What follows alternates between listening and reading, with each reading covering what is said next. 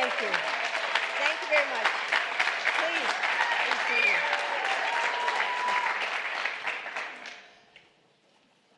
Well, Joe, that started our day off right, didn't it?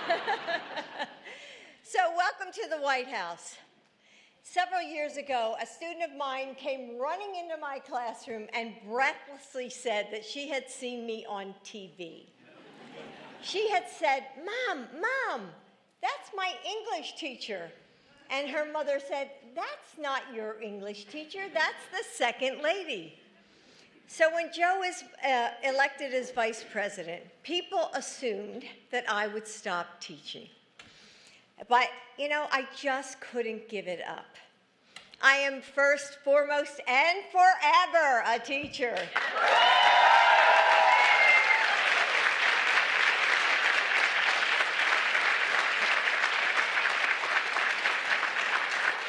So I did both, the White House and teaching. In the morning, I'd stand in front of my community college students for the...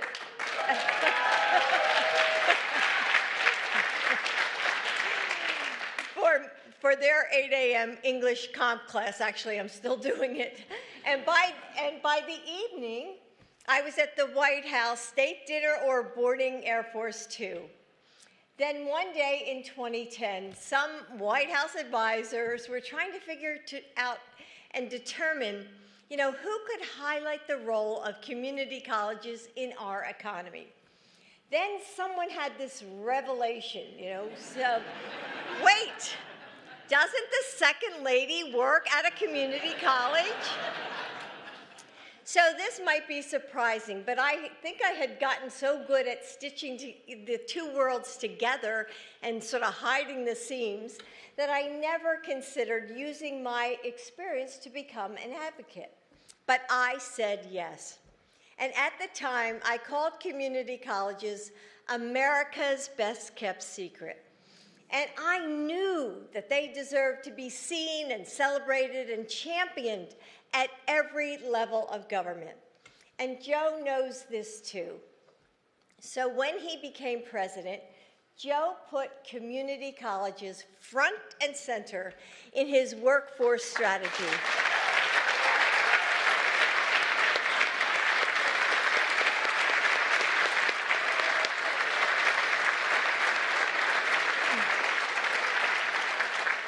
And from day one as First Lady, I knew that community colleges would be a priority for me.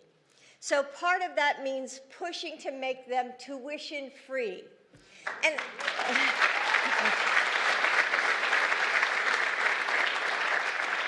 so I've been so proud to work alongside dedicated leaders like my friend Martha Cantor,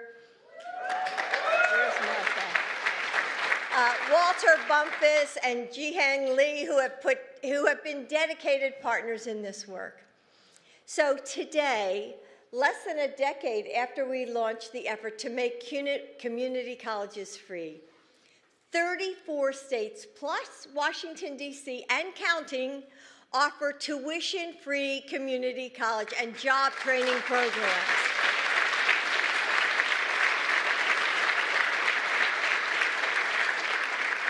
We came close to making community college free for everyone across the country, but a few senators, I'm not going to name them, blocked our way. But that wasn't the end. This movement continues to gain momentum. We must keep fighting for free community college.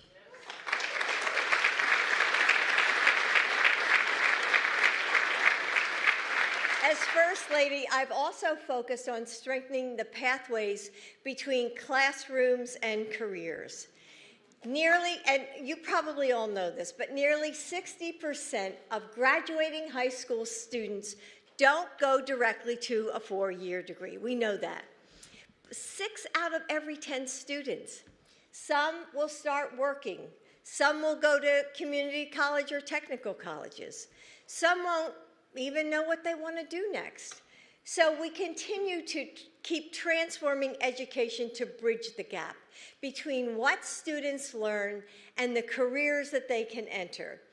We've had amazing partners in high schools across the country and in advocates like Becky Pringle and Randy Weingarten.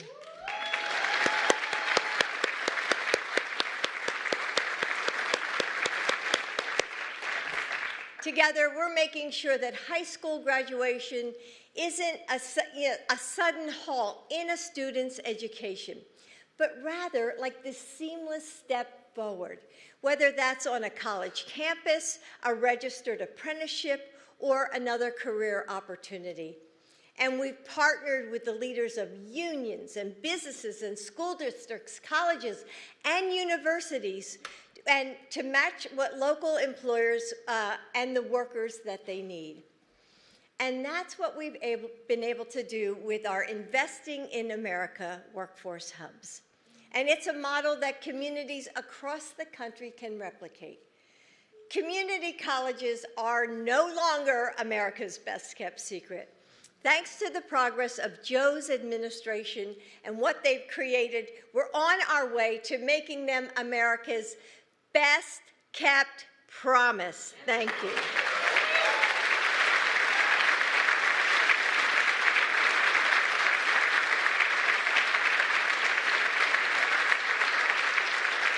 But there's more ground to cover, and it will take all of us to get there. If we work together, we can build a future where more high school students will graduate with credits and skills that they can apply to their future careers, where community college is free for every student in every state of America, and where all students have a clear pathway to jobs that pay well right in the communities where they grew up. This semester is coming to a close. My students are starting to write their last assignments, and they're signing up for new classes, or some are going to graduate. Joe and I are also preparing for what's coming next.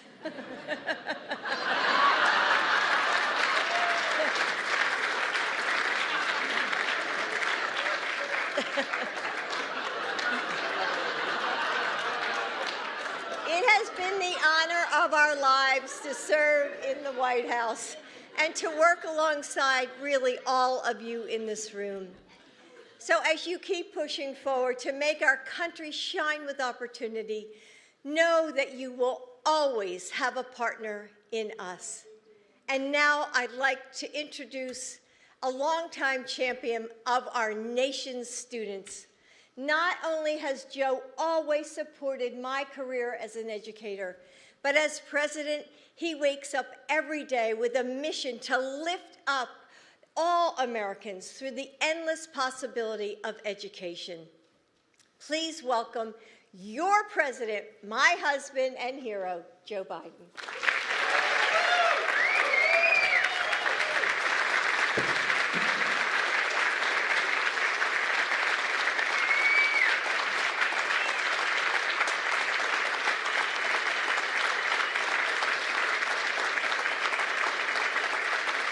Thank you.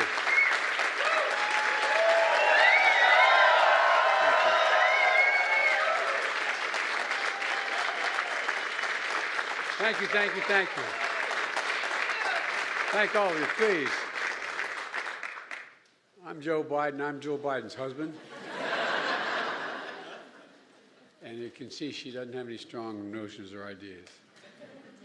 You know, teaching is not what Jill does. It's who she is. And I mean that, like many of you teachers. It's just built in her DNA. She was surprised when we got elected vice president. And she said she wanted to keep teaching. I said, of course. She looked at me like, really, you're going to do that? And we did it. But the point is that this is a passion.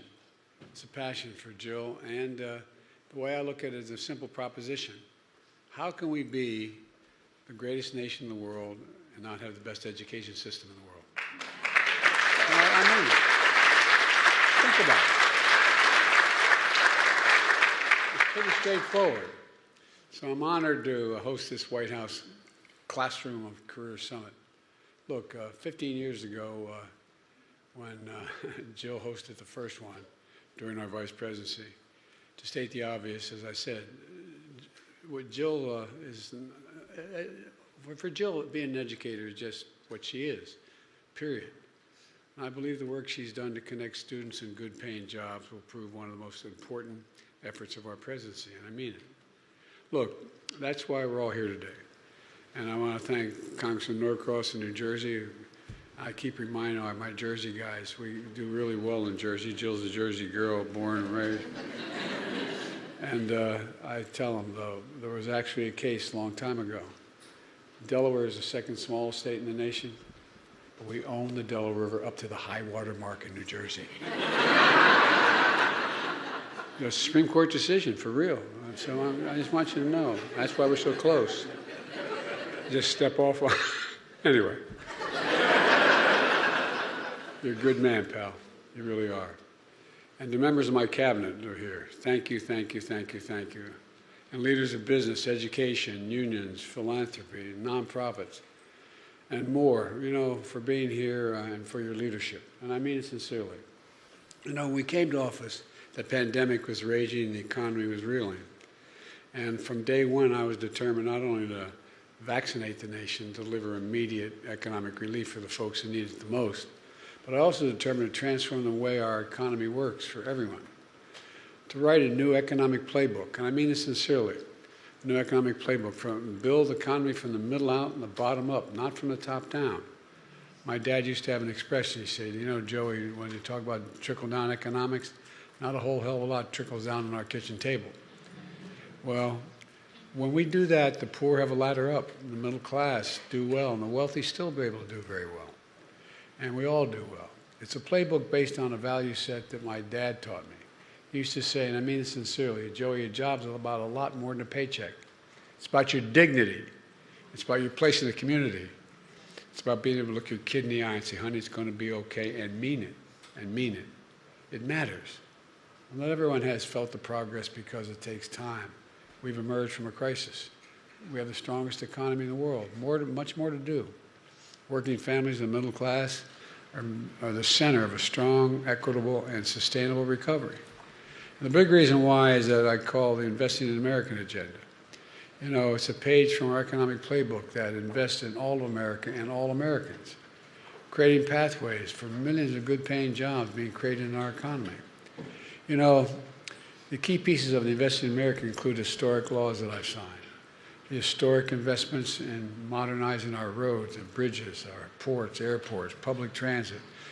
We're replacing poisonous lead pipes. We're delivering clean water to every American. It's take time. But it's beginning. It's real. It's there. We're delivering affordable high-speed internet and so much more. Roosevelt talked about the need to electrify America during that history. Well, how can you have access to being able to participate in everything? In fact, you don't have access to affordable internet. You don't have access to, anyway, don't get me going. But look, we're also making sure that the supply chain, I don't think Americans heard much about supply chain before we came to office. But the supply chain starts in America. We can no longer, for the longest time, corporate America decided to export the jobs because they're cheaper labor and import the product. Well, not us. We've changed that dynamic. For example, semiconductors, those little computer chips small than the tip of my little finger. They power everything from our smartphones to automobiles to weapon systems. America invented those chips. We in the United States invented them. We modernized them. We did all the work on it. But we stopped making them. We used to have over 40% of the market, and we got down to virtually none of it. But not anymore. Today, we're making once-in-a-generation investments in American science and innovation that are building chip factories all across America. And they're going to be creating tens of thousands of good-paying jobs. And that's not hyperbole, but it takes time to build them. The one thing I was all excited about how much we've invested, how much is coming. But it's taking time.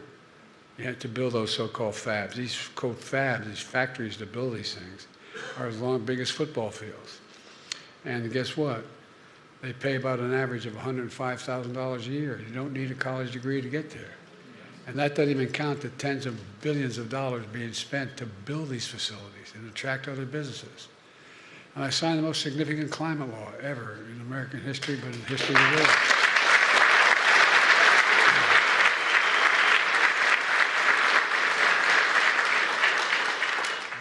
will tell you, we were told we couldn't get it done, but we got it done.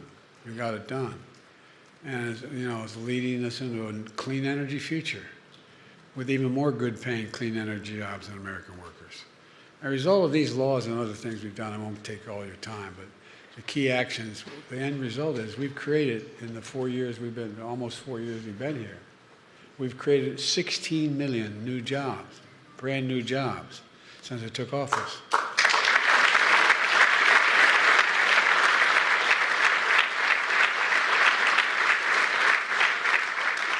And the most in any single U.S. presidential term. Inflation is at 2.6%, close to the pre-pandemic rate.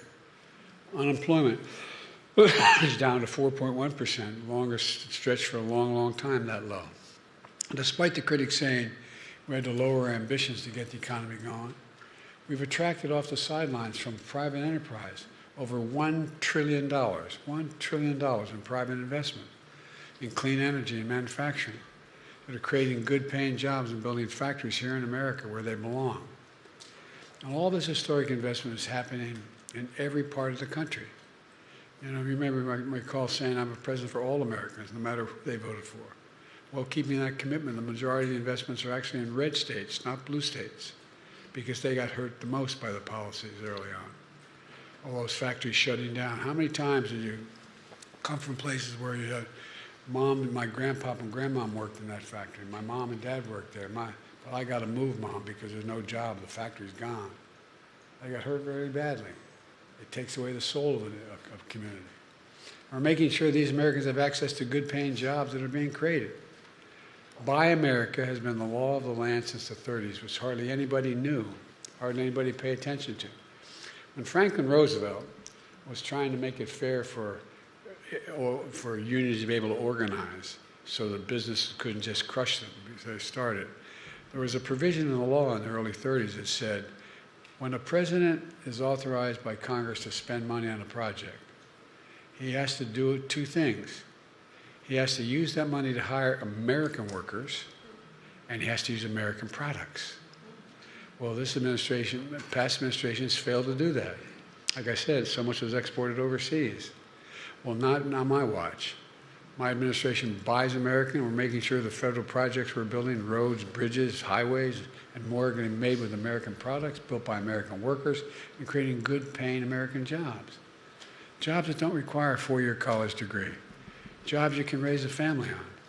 In fact, my administration is requiring many of these kinds of projects to pay what a union wage called the Davis-Bacon prevailing wage.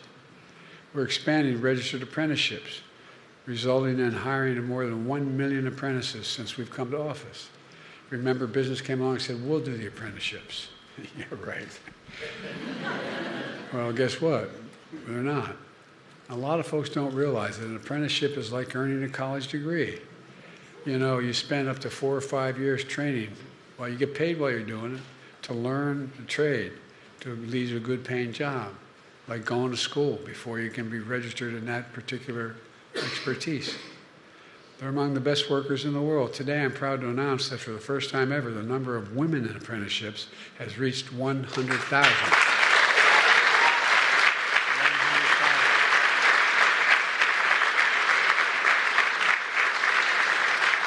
3 times the number from a decade ago. When I took office, not a single state had a registered apprenticeship program for teachers. Today, 46 states plus Puerto Rico and D.C. have launched registered apprenticeship programs for teachers.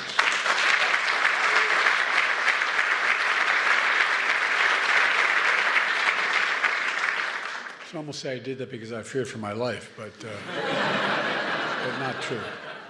I wanted to do it anyway. I'm also proud to announce that we've committed more than $80 billion towards strengthening and expanding our workforce. As Jill just described, that includes supporting free community college programs so students and workers can train for good jobs without the burden of student debt. It also describes what we launched at Workforce Hubs, where we collaborate with local leaders, community colleges, unions, local businesses to train and connect Americans to good-paying jobs. And it's good for students and workers. It grows the economy for everyone. I know I'm listed as the most pro-union president in American history. I'm very proud of that. But guess what?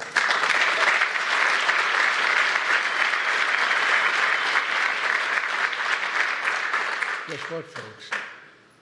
Businesses now acknowledge it.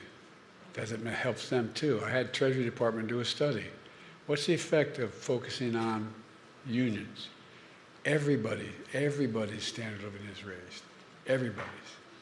We're also really proud to have launched the American Climate Corps, patterned after the Peace Corps and the American Corps, to put tens of thousands of young people on a path to good paying, clean energy, apprenticeships, and jobs. That's the future. And with the support of the private sector, we're also bringing business into high schools so younger students can learn about and train for good paying jobs, including those that don't require 4-year degrees, as Jill pointed out. There's so much more that you'll learn about today's summit, and many of you bring more information as well. But look, it really matters. Let me close with this. You heard Jill speak about incredible students. Well, joining us today is another American worker who embodies an incredible character that we see all over the country. Maurice Bogart. Maurice, I'm going to ask you to come up here in a second.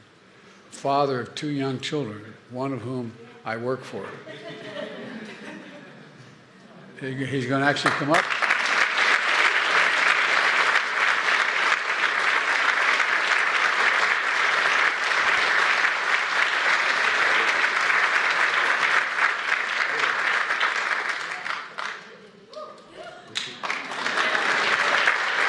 Look,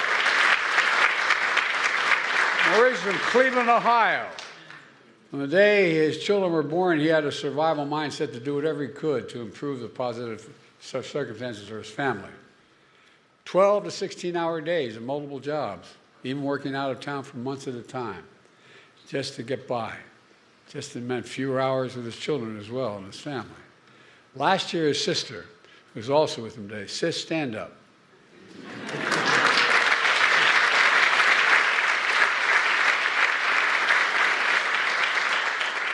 Every man like me needs a strong sister, and I have one, thank God. We sent him to a link to about a pre-apprenticeship program where you learn a trade, funded by the American Rescue Plan that I signed into law as soon as I came to office.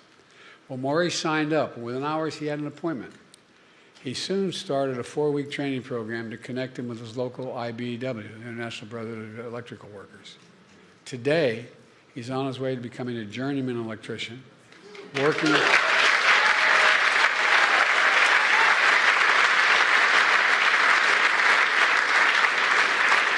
at the stadium of his hometown baseball team, the Cleveland Guardians. Yes, sir. Good paying job with good hours, good benefits, and a lifelong career. And a sense of dignity and pride to be the father he always wanted to be. Yes, sir. And it's not just him. Millions of workers and families have more opportunity today than they did 4 years ago in an economy that is growing from the middle out and the bottom up. He can put him down. He can do whatever he wants. All you got to do, look, you can do anything you want, pal. Okay? And you want to make a speech later, you can, all right? All right. Economy where everybody has a fair shot. We leave nobody behind. Invest in America and all Americans. That's what we've done together by reminding ourselves who we are. For Lord's sake, we're the United States of America. There's nothing. I mean this in front of my heart. There's nothing beyond our capacity when we do it together.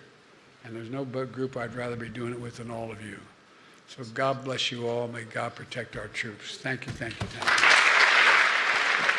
you. Distinguished guests, please remain in your seats as the President and First Lady depart and as we transition the stage for today's panel.